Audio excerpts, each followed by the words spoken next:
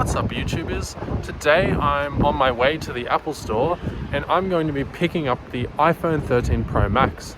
In this video I'm going to give you an unboxing and first impressions of the device with a later more in-depth review and potentially comparisons to follow. So let's get started.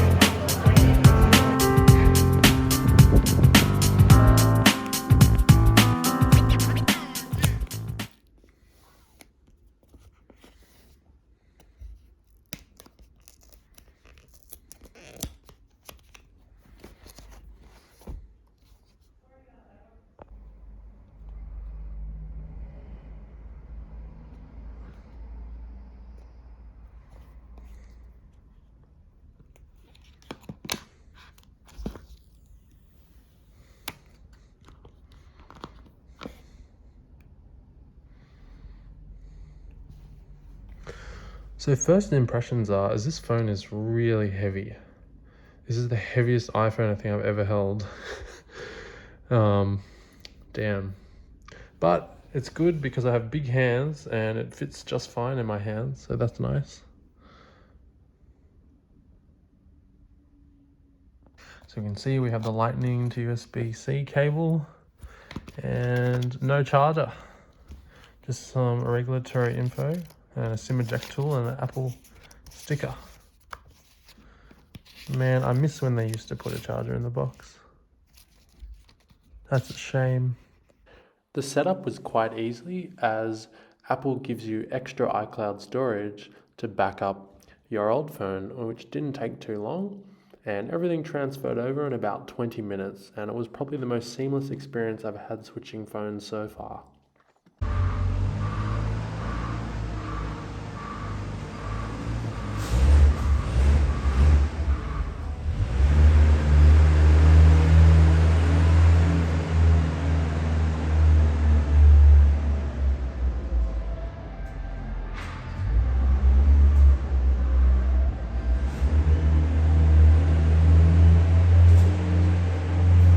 Here's a quick look at the cinematic mode editor.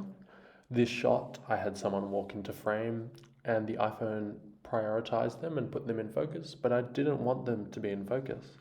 So what I did is I tapped on the background and made sure that the background was in focus instead of the person going for the middle of my shot.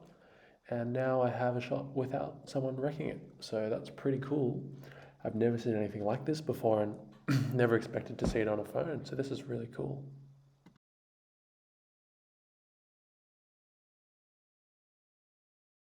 Here you can see the camera size difference between the iPhone 13 and the iPad Pro, as well as the iPhone 12 and the iPhone 13.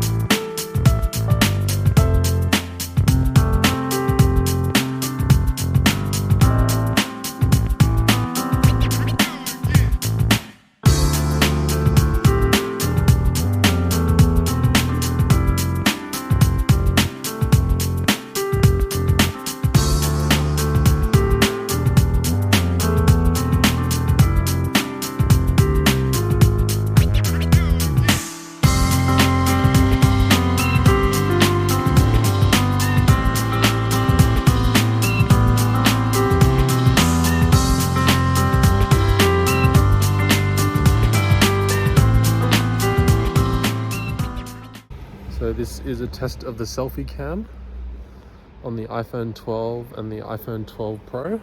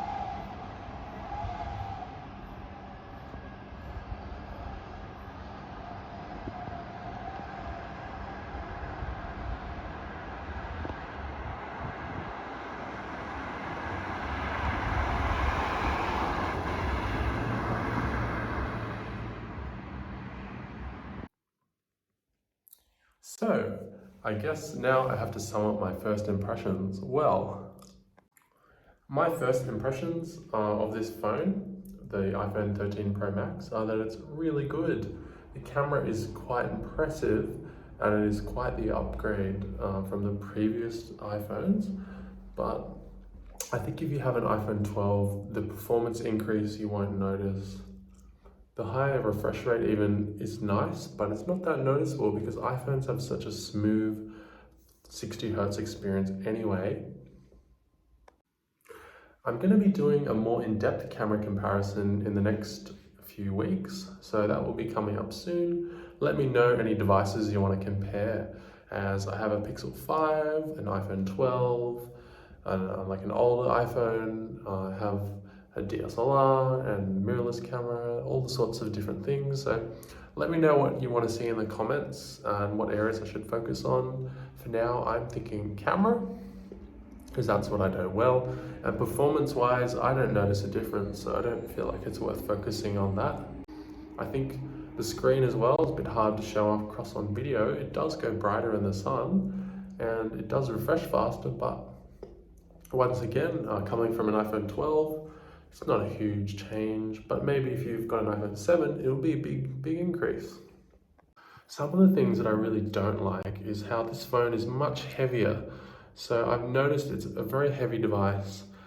It's almost 230 grams, I believe, and that's quite heavy, and I have big hands.